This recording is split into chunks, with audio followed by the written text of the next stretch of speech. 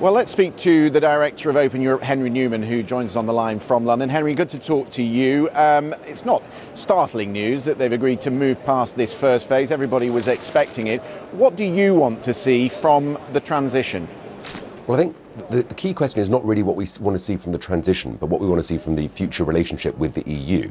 I think many people would have rather we didn't have a transition, but the reality is that I think there was ultimately consensus inside the cabinet that a transition would be needed to allow us to make the preparations required for leaving, what Theresa May calls an implementation period. The reality is, though, that that transition period will essentially keep everything pretty much the same as if we were a member, but crucially, we won't be a member. We'll be an outside third country. What about this cabinet meeting on Tuesday, Henry? What are you hearing about who will be there and what sort of tone the Prime Minister is going to take? Well, we already know that there's a crucial decision that the Cabinet has to take as to what sort of country we want to be on the outside, what sort of trading relationship and other relationship we want to have with the European Union. And that decision has been deferred, I think, for too long by the Prime Minister. And we know that there's a sort of spectrum of possible scenarios for the UK outside of Europe. At one end of the scale, we could be a country like Canada, which has a trade deal with Europe. And at the other end of the scale, we could be technically outside of the EU, but still essentially in the single market or almost in the single market.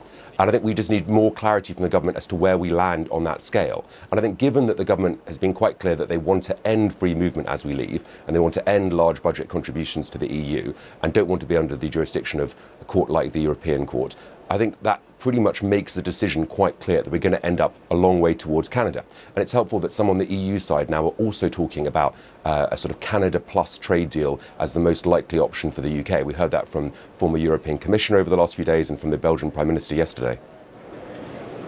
OK, just as we're talking, Henry, I should incidentally point out that Theresa May has tweeted thanking the European Union for a smooth and orderly Brexit, or the first phase of this negotiation.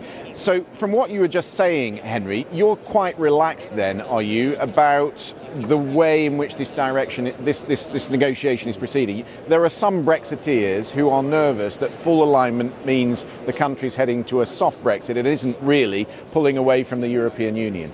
Well, I don't think we've yet got clarity on those answers, but I think ultimately I'm not delighted about the entire approach of the talks from the European side. I think it was a mistake to have the talks phased in this way. We should have been talking about trade and the future from the very, very beginning. There's nothing in EU law or anything else that required them to separate out these issues of money and Northern Ireland and EU nationals right at the start. But they did, and we're here. I think that the commitment the government had to make last week in order to get here on sufficient progress, particularly on Ireland, about keeping full alignment, was a prime example of, as many have said already, fudge. I mean, it was essentially picking up the EU's national sport of kicking the can down the road, and it didn't really clarify how the issues will be resolved in Northern Ireland between the Northern Irish and Irish border. The UK has essentially said that we'll stick to full alignment and that we'll protect the Belfast Agreement, Good Friday Agreement, and that we will do whatever we can to help the all-island economy. But they've also said at the same time that we're going to be leaving the single market and the customs union. And it's not really clear how those things can be squared. So I think this was an example of essentially deferring the issue till the next stage. Henry Newman, always good to get your thoughts. Thank you very much.